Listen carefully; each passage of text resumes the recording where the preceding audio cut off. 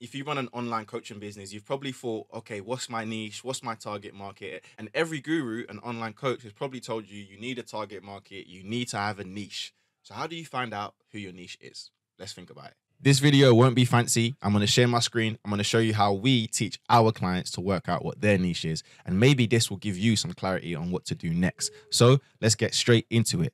Now, we need to think of it like this. We've got our ideal client here, right? Who are they? What do they do? How do we work out who they actually are, though? That's the question. Now, my first point of call is to go to my own personal journey. Where were you 2, 3, 4 years ago? What's the transformation that you undertook as a coach? Now, I noticed that if you've been a mum and you got yourself in shape after giving birth, you could be a postnatal coach because you understand that journey. You resonate with that journey. One thing I see too many coaches doing is they think that, oh, because they're a coach and they want to attract busy professionals, they just shoot for busy professionals. Or they want to say, oh, I work with entrepreneurs, like, but they have no experience being an entrepreneur. Like, the reality is that you want to try and attract people that you relate to. So for me, it was former athletes, it's men who are trying to get in shape, it's men who want to have high performance, it's men who want more energy, who want to look good in front of the mirror. That's my crowd. You have to think about what is your crowd, but what's your journey? Your journey plays a major role. So if you have not had a transformation, like me, I never had a transformation. I've been in shape all my life. So it's hard for me to talk about, well, I was this and now I'm this. No, that's fine. If you've never had a transformation, you have to think about something else, which is the next step. Who do you actually get results for? If you've been coaching in person, online, who have you already got results for? That's a good starting point, because that type of person might be your ideal client already. So you need to kind of think on that level. Who am I already getting results for? Who do I have testimonials for? That can be a starting point. And you have to remember, your niche is malleable. Your niche is not going to stay the same forever, but it will help. The next question you may ask yourself is, what do I actually want to do? And this is an important question to ask yourself. Like, what do I actually want to do in regards to coaching? Like, who do I want to coach? If you can work that out, then that way you can just pick. Because if you don't have a personal journey, if you don't have any results for anybody, just base it on who you ideally want to go for. Now, this is not always practical. I would put this last because most people, they want to aim for the stars and they can't even get around their block first. So I would probably say that last. But if you know for a fact you want to work with this type of person, then yeah, that's what I would go for. Like, really go for it. The next thing you can ask yourself is, what is your skill set? What do you have expertise in? Are you very big on nutrition? Do you already have some type of exercise science degree and you want to work with high level athletes?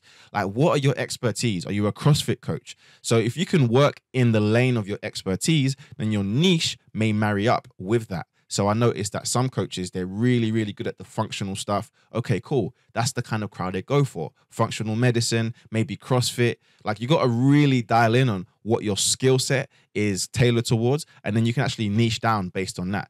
And the reason that this is very important, I want you guys to think of people like the knees over toes guy. He has a very targeted niche and he fixes one problem. He fixes one problem. But the problem that he fixes is of such high value, which is why he has millions of followers and he can just do one thing. He talks about one thing, fixes one thing. Another person that does that is Brett Contreras, the glutes doctor or the glutes guy. Literally, he fixes one thing, glutes. That's it, glutes. Another guy, Marcus Philly, he does the functional bodybuilding. His whole thing is functional bodybuilding, mixing CrossFit with bodybuilding. Like, if you get on that level where you fix and you focus on one thing, it's targeted, it's narrow, but it's very big because there's millions of people in every single niche, whether you like it or not. So this idea that, oh, I can help everyone, I can work with everyone. Yeah, that's cool, that's great. But the problem is, a neurosurgeon makes more money than a GP because they solve a very, very specific and big problem. Okay, remember that, trust me. So what's your skill set? The next one is, what platform works best for me? The reason that this is important is because maybe the people that you want to work with are not on the platform that you're good at right now. For example, I don't know if I'll be able to get a lot of neurosurgeon clients on TikTok. Are neuroscientists on TikTok? Yes, maybe. But I don't think that's going to be like where the majority of them will be. Maybe they'll be on LinkedIn. Maybe they'll be on Facebook. So start to think about, where could your audience be And that could help you determine your niche depending on what you're already good at. So if you've already got a big TikTok following, maybe you might adapt your niche for a younger crowd. If you're on Instagram, it's a bit more flexible. Facebook, a bit older. LinkedIn, a bit older, a bit more male dominated. Like you need to start to think about what platform are you already doing well on, okay? And that might play a role in deciding what your niche is. And then lastly, who are you already attracting? If you're already putting content out there, you're creating a good audience, you're already doing stuff, who's reaching out to you? And that might play a role in deciding who you are actually going to pick as your ideal client avatar, your niche, your target market. Because if you're posting loads of content towards men and bodybuilding, but you notice that all these young mums are reaching out to you because they want to lose weight, maybe you pivot and you become the mums coach. Just because you're posting something, but people are not resonating, but actually it's attracting a certain type of people, that can be your niche. So the niche is malleable.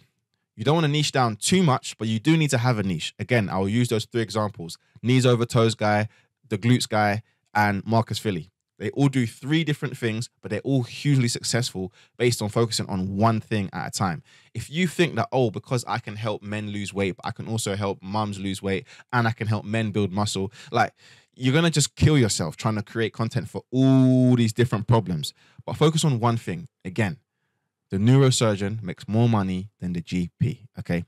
If you found this useful, like, share, subscribe, check out the podcast. And if you want to know exactly, and I mean the exact step-by-step process to growing to 10K per month as an online fitness coach, it's not easy. You can do it in a year, 2 years. Check this video out right here. Peace.